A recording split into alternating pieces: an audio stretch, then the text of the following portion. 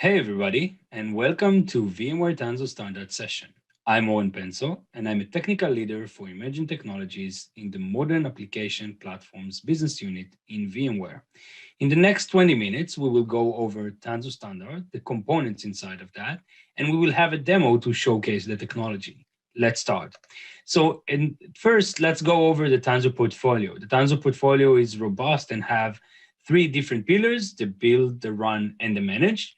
The TANZU standard package is around the run and the manage. How do you provision Kubernetes clusters on-premise and off-premise?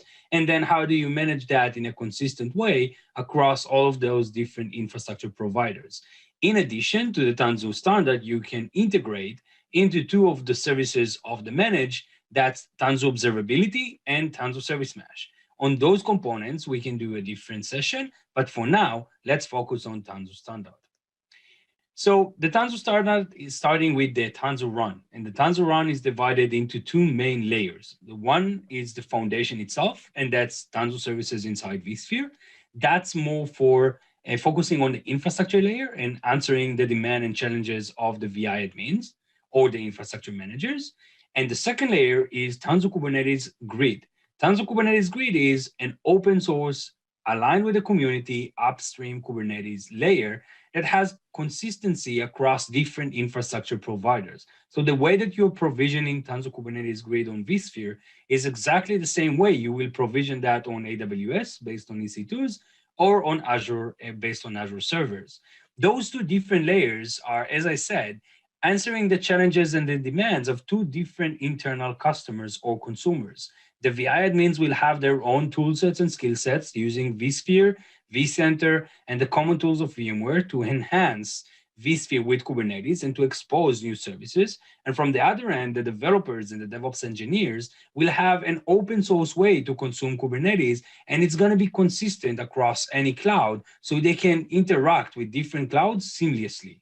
So that's the TANZU run, and that's the first layer in the chain. Let's deep dive into the first layer. The foundation itself, as I said, is enhancing vSphere with Kubernetes services. That means that now each and every one of your vCenter cluster can be actually a Kubernetes cluster by itself. That will allow you to interact with that vSphere and vCenter clusters with API calls of kubectl. Kubectl is the API of Kubernetes. And that will also allow you to provision and create different objects inside that vSphere in the construct of Kubernetes. So you can create a namespace that is a logical boundary in Kubernetes that will be represented in the vSphere environment in the vCenter as a resource pool. You can provision virtual machines or virtual pods, and those pods are just upstream pods running directly on the ESXi itself. That will also allows you to leverage that capability of the ESXi as the runtime environment. It will be more secured because it's an isolated OS and it's curated by its form. It will also bring you a lot of value in the performance side because running pods directly on ESXi, it's just like running that on bare metal where the ESXi is the OS itself. And you can have that common ground of all those objects running in the same declaration method, running according to a manifest with Kubernetes controlling them and the reconciliation of them if something goes wrong with any of those. You can see one of the clusters is a Kubernetes cluster, one of the objects. Now, a Kubernetes cluster built in on Kubernetes, that's based on Cluster API. Cluster API is the lifecycle management engine from the community, and it's addressing Kubernetes cluster as if it's just another Kubernetes object. That will allow you to use Kubernetes to provision Kubernetes. So let's go over a bit about TANZU Kubernetes Grid and Cluster API. Cluster API, as I said, works with Kubernetes and a new object that we are introducing to that. That's called a custom resource definition, a CRD. That object expands the scheme of Kubernetes to introduce a new object, and that object is a cluster. When I'm saying what's the desired state of that cluster, I'm basically describing the cluster itself. How many control planes, how many workers, what's the size of the VM, what's the data store that it will be provisioned on, or the storage that it will be provisioned on, what's the IP stack, the IP CIDRs that will be used in that cluster. And then I'm deploying that, I'm applying that YAML file on a Kubernetes cluster. that Kubernetes cluster, the foundation or the management control point for that installation, will now provision different clusters. And all of those different clusters will be running according to the intended state, according to the desired state. Everything is based on cluster API and Kubernetes control plane without any change. So we didn't fork anything, we didn't change anything. We are contributing to the community a lot in those aspects. And we just got another company, another huge vendor utilizing the same mechanism, and that's AWS using cluster API inside EKS. You can see it becomes the standard de facto of the community for lifecycle management and everything around it. So let's go a little bit about Tanzu Kubernetes Grid. So I've said Tanzu Kubernetes Grid is basically leveraging cluster API, and it's creating your own regional control plane inside your environment. A regional control plane in vSphere will be a vCenter cluster or a vSphere environment.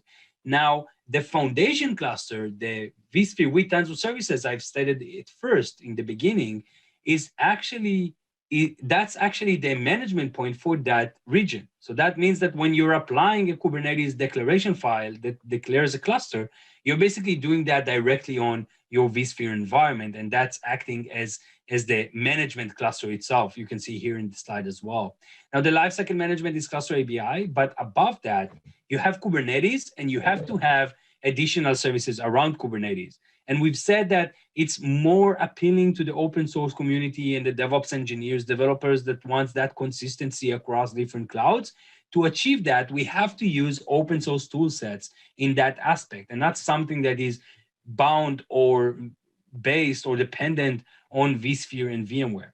That's why everything around Tanzu Kubernetes Grid is open source. If going from the network, it's going to be Anthrea for default CNI, but you can also use Calico. You can use Contour for layer 7 Ingress controller. You can use Harbor for the registry, Dex and Gangway for the identity management. And of course, for monitoring and logging, it's again open source leaded. So Grafana, Prometheus, FluentBit, and of course, VMware Tanzu Observability that will allow you to gain that visibility and matrix analysis across all of the different layers. So that's Tanzu Kubernetes Grid, as I said, built on open source. Now, when I have that regional control plane, I have that running in my vSphere, and now I'm leveraging the same open source way of doing things and cluster APIs, the lifecycle management, to run a cluster on AWS as well. How do I achieve that consistency of management? And what if my developer wants to use EKS or AKS or GKE because they want to utilize specific capabilities in different public clouds? What I'm doing is they want to be in charge of the operational side or the security side. How can I gain consistency across all of those different Kubernetes clusters, regardless of the infrastructure they are relying on? And that's exactly why we came into a global control plane. We came into the concept of we need something to manage everything on top of that different regional control planes, and that's our Tanzu Mision Control. That's part of Tanzu Standard, and as part of that, you will have that cloud service that will help you manage any Kubernetes cluster as long as it's conformant on any infrastructure provider. So when I'm saying anything, I'm saying not just clusters that you're provisioning with Tanzu Mision Control, but also clusters that you're utilizing like EKS, AKS, GKE, and also clusters that is not VMware like OpenShift 4, Rancher, or something you've installed yourself, a DIY cluster. You can manage everything under the same global control plane with Tanzu Mision Control, and then achieve identity management, security management, policy management, and I will go over everything in the demo. It's important to see there's different layers, but in all of the stack, we are keep aligning with the community and the open source way of doing things. So we are exposing Kubernetes services as part of vSphere. That's an upstream conformant Kubernetes. We are not forking Kubernetes or changing that. We are then exposing Tanzu Kubernetes Grid with cluster API lifecycle management from the community with all the open source toolsets and projects that I've described before. And then we have Tanzu Mision Control that just add additional value and multi-cluster, multi-region management. And again, uses only open source toolsets in the backend. So for data protection inside Tanzu Mision Control, we are leveraging Velero. That's the most common backup and restore mechanism for cloud native applications. For conformancy test and benchmark test, we are using Sonobuoy. And again, that's one of the key components inside the Cloud Native Computing Foundation. And we are actively contributing to all of those projects to be able to support you and to be able to, contribute back to the community around everything inside that stack. So that's a huge change and shift in the way that VMware is thinking about things and the way that Tanzu is brought into market. With no further ado, I think I will go to the demo. So yeah, let's start. Okay, to the demo. So what we are seeing here is basically on the left side, I have my vCenter. You can see one vCenter cluster with 4 ESXi hosts. And on the right side, I have my console. It's just to show you the interaction with that cluster with kubectl API and kubectl command, just like any other Kubernetes cluster. What I've enabled in my vSphere environment, in my vCenter cluster, is I've enabled workload management. In that workload management, I can enable my Kubernetes services. I can see a namespace that is already up and running. But before that, let's go over the cluster itself. So I've enabled my vCenter cluster. It has one namespace, 4 hosts. It's running. And that's the API endpoint for that cluster. That means that when I'm doing kubectl API calls like get namespaces or get pods or just taking a better look on that cluster or nodes and everything else, I'm basically doing API calls to that IP. Now, behind that virtual IP, there's 3 different VMs that makes that control plane. If I will go back to host and clusters and I will open up my namespaces construct, that's my Kubernetes construct inside vSphere, I can see 3 VMs. Those VMs are the control plane for my vCenter cluster. I can see a namespace that I've already created with the name main Tanzu.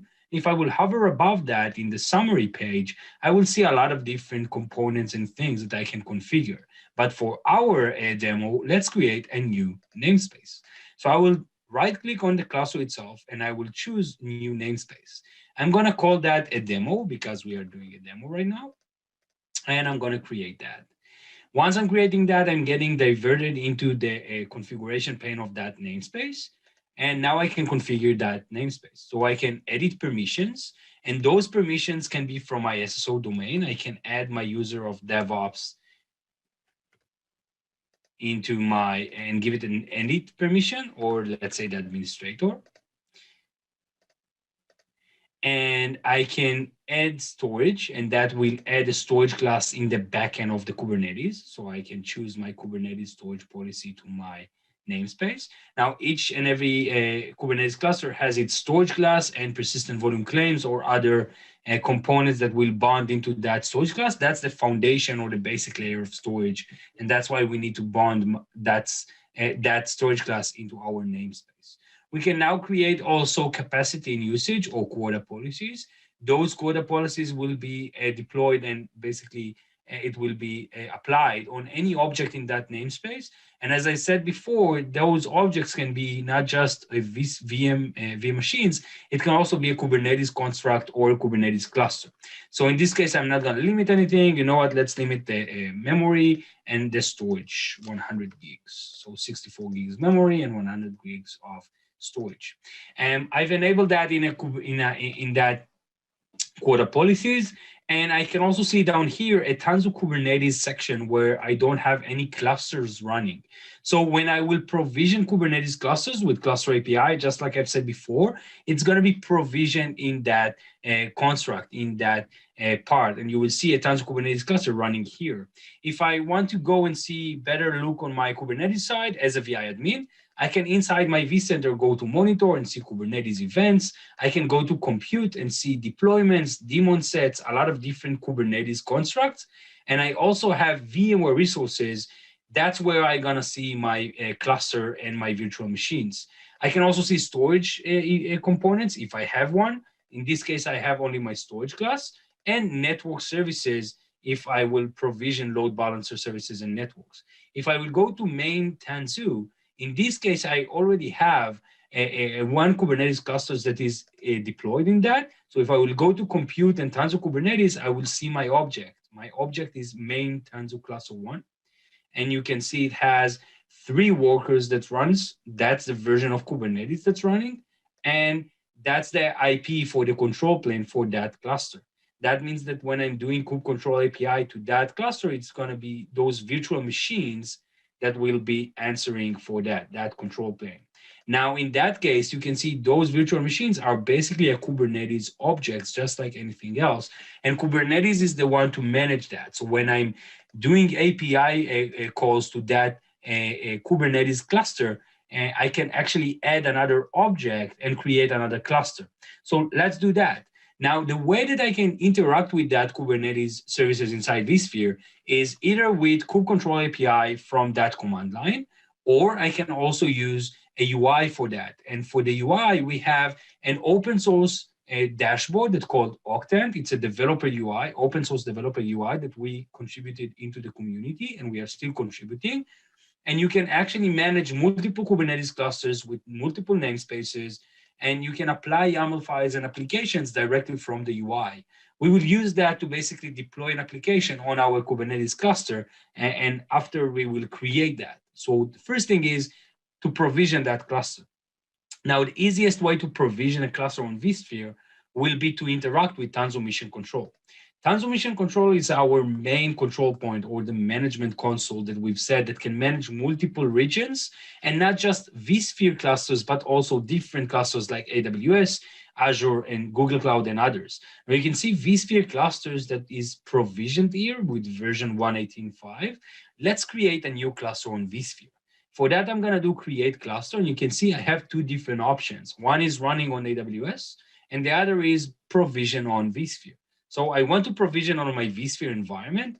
That vSphere environment is my AJAS main Tanzu environment. That's the way that I call that. So if I will go to management clusters, I can see vSphere AJAS main supervisor cluster. That's my environment. In the provisioners, I will see the namespaces. So I can provision clusters to different namespaces. Let's choose the main Tanzu. I already have one cluster over there. Let's just create the second one.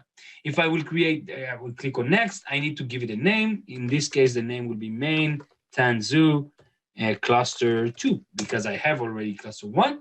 I can add that into a cluster group. That cluster group will basically state which kind of policies the cluster will be applied on. So I will get into policies in a couple of seconds, but I'm choosing vSphere cluster because it's a vSphere cluster. In the configuration pane, I can choose which kind of version I want to deploy. In this case, I'm going to deploy the latest one, and that's 1.18.5. I can choose the pod CIDR and the service CIDR. That's an internal CIDRs, so you don't need to change that. If you really want to, you can. And by definition, it will automatically use the IPs that you've assigned to the vSphere supervisor cluster for the external IPs, for the load balancer of the control planes and the load balancer of applications. In the persistent volume storage, I need to choose my Kubernetes storage policy to basically state on which data store the cluster will be provisioned on. When I'm clicking next, I need to choose if I want one control plane or more than that, if I want high availability. And I can also change the size of the machine itself. So let's do large. And I will stick to Kubernetes storage policy, and I don't need high availability right now.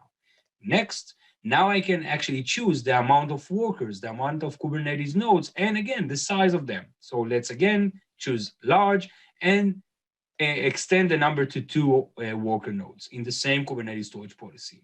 By clicking on create cluster, I'm basically applying a kube control API command directly into my supervisor cluster. If I will hover above main Tanzu and I will go to compute and Tanzu Kubernetes, I will see there's a new object that was created here. You can see main Tanzu cluster 2, and it's being created right now, and the worker count is 2, and the version is 1.18.5, exactly according to what we've stated. In a couple of seconds, there you go, you can already see how it's provisioning that. So basically, it's deploying an OVF package from a content library. So it's cloning an OVF that is inside my content libraries, inside of my TKG content library. I will have different options or different OVFs. Now you remember that list. That list was in Tanzu Mision Control when I've chosen my version. It's basically an OVF packages that the supervisor cluster or cluster API is leveraging to clone that and then reconfigure that according to that specs of the cluster. So in the meantime, while it's configuring and creating that cluster, Let's just do a simple demo on the one that I already have. So here I have my cluster 1, and I have 3 VMs and 1 control plane. If I will go back into my Octant dashboard, you see I'm in my main Tanzu cluster 1, that's the cluster itself, and I'm in the default namespace. I'm going to change my namespace into Nginx and see if I have anything running in the Nginx namespace. Now, that Nginx is being managed by Tanzu Mision Control. If I'm going back to Tanzu Mision Control, and I will go to clusters and Tanzu cluster 1, that's my cluster. It's running on my vSphere AGS main supervisor. It's the main Tanzu namespace. It's running for workers. It has allocation CPU and memory that you can see, the health state of Kubernetes and the health state of the cluster itself. And it has also integration that we will go over in a second. But that cluster also have a namespace that is being managed by Tanzu Mision Control. That means that even if someone will delete that, that's a workspace and that's a cluster that is being managed by TMC Cloud. Even if someone will delete that, it will reconcile and recreate that. So let's try and do that. I'm getting namespaces in that cluster in main Tanzu cluster 1. And again, I can see the Nginx. If I will delete that Nginx, I don't want it. I don't know who created that. I'm deleting that. And if I will now run again my kube control get namespaces, I will see it's just automatically created. Now it's not just for the namespace, it's for any object inside that management point. So basically, and if I will get namespaces again, there you go, Nginx, 3 seconds, and it's up. So if I'm configuring a policy or I'm configuring security or something else, that's the way that it's working. Kubernetes will reconcile if someone will try to override that. Now, you saw something that I've called a workspace. A workspace is a crucial concept or construct inside Tanzu Mision Control. A workspace allows you to basically aggregate multiple namespaces from multiple clusters and then apply policies on those. So I've created an Nginx workspace where I have 3 different clusters, one in Azure, one in vSphere, and one on AWS and one on vSphere. Each and every one of them has the Nginx namespace, and just like you saw here. And in policies, I can now assign policies for those. The easiest way to show a demo is by going to workspaces, Nginx, and I've said to my developers in the image registry section, they have to pull an image from the internal registry just for security reasons. So if I will try to run Nginx directly from Docker.io in the namespace Nginx, I will get an error message. So let me just change the image. I'm getting an error message, and the error message says that it's forbidden. I can't run that image because it's not according to the policy. I've said to my developers that they need to pull from Harbor and not from Docker. So if I will run the same command again, but I will add my Harbor name, tanzuworld.com/Penso/Nginx, that will run. So you see now the pod is being created and it's gonna run. Okay, get pod -n Nginx, and yes, it's running. So that's the easiest example of that aspect of security.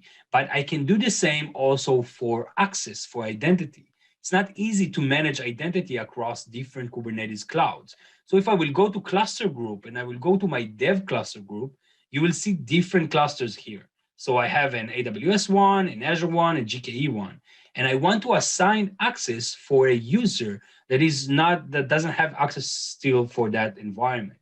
So in this case, I'm just going to use my Tanzu demos user. So that's a user with the name Tanzu demos, and it doesn't have any access to any cluster right now. You can see the blank screen that he has. It doesn't have any access to download kubeconfig or interact with that cluster.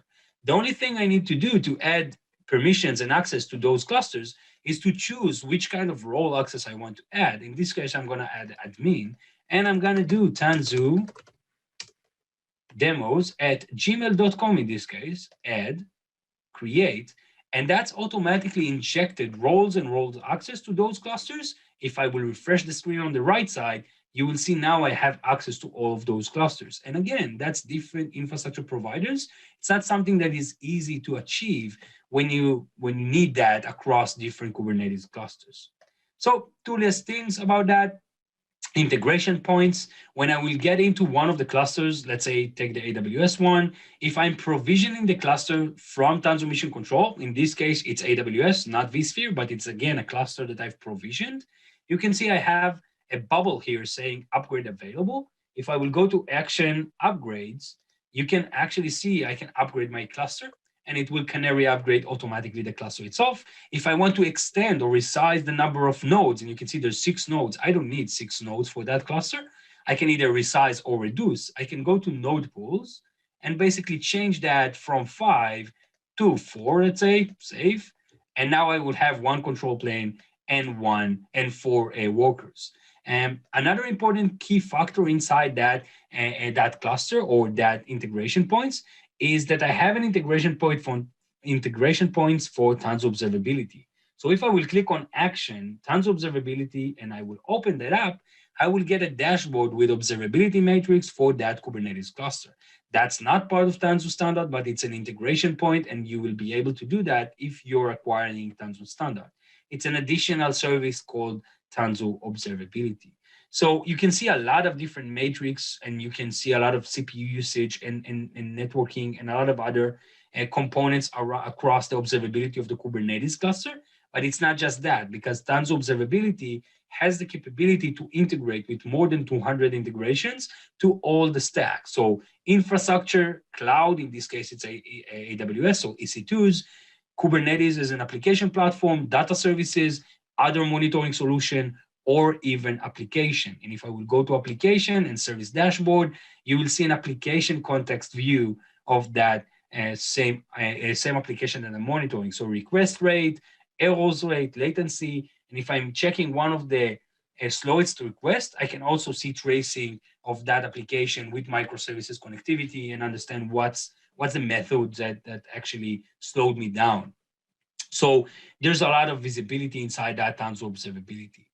Going back to Tanzu Mision Control, you can see I have a failure inspection. So that cluster is failed a CIS benchmark inspection. If I will go to inspections, I can see that dev AWS TBS, it was passing the conformance test. So it's a conformant cluster, but it's failed the CIS benchmark. If I will click on that, I will see why. So I have 11 failed issues that I need to basically configure to be aligned with that CIS benchmark. Last thing is the backup and restore. If I will click on one of them, I can go to create a backup in data protection, and I can decide if I want to backup the entire cluster, just a namespace, or according to label selector. If I want to do that now, hourly, daily, weekly, or monthly, and what's the backup retention. That will allow you to backup any conformant Kubernetes cluster, and everything that I've showed you in this demo is applicable for clusters that you're attaching, not just cluster that you're creating. And the lifecycle management aspects will be enabled just for clusters you provisioned. But if you're attaching a cluster, just like I did here for GKE, and I can click on that and see exactly the same thing, if you're attaching a cluster, you will have all the capabilities except the lifecycle management. To attach a cluster, you're just clicking on attach a cluster, give it a name, let's say test, cluster group again, let's say test clusters, next, and you're applying that command line. That's it. That will install whatever needs it, whatever TMC needs in that endpoint, and that will allow you to basically manage that cluster. Yeah, so that's basically Tanzu Mision Control. And the last thing is the security insights. So one of the things you can do is to apply security policy on clusters. Once you're applying security policy on clusters, you can decide if it's a strict policy or if it's not a strict policy. But even if you're creating the most stricted policy with pod security policy or OPA policies or whatever, you can apply all of the different features and then say it's not enforced. Once it's not enforced, but it's still configured, you will have security insights. In the security insights, you can actually see all the different insights across all the different clusters. In this case, you can see in my vSphere cluster that the Nginx that we are running is running with privilege escalation, and that's not allowed from the security side. Again, that's something that you can enforce or not. But in this case, I'm not enforcing anything. I'm just getting that insight on that. So let's go over what we saw in the demo. We've started with vSphere with Tanzu. We've created a namespace. In that namespace, in the Kubernetes side, we've configured basically permission, storage policy, quota policies, and clusters. And then the only thing we do is basically provision cluster from Tanzu Mision Control. And that's allowing us already a lot of different capabilities from backup and restore, identity management, the provision itself, upgrading, tracing, inspections, and of course, integrations to other components. I hope it was useful. I hope you enjoyed that. Thank you for taking the time. And I guess we're gonna go over to Q&A now. So again, thank you everybody and see you.